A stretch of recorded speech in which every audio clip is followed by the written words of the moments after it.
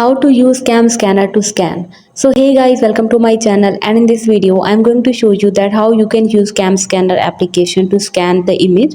So it's super easy and we will make sure you get it right. You just make sure to watch the complete video carefully to avoid forgetting anything and making mistakes. So let's get started. You have to open the cam scanner application, and from there if you want to scan the image, you can see that the camera icon at the bottom of the screen. So you just have to tap right here on this camera icon, and after that you can see that you will get access to the page or the file that you want to scan.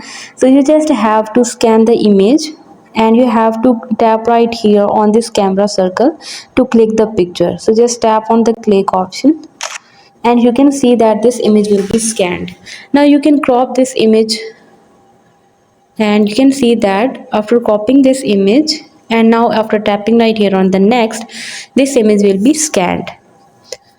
So this is how you can easily scan your image in cam scanner application. Hope you guys like my video, and please consider showing your support by commenting, liking, sharing and subscribing to my channel for more valuable content in the future.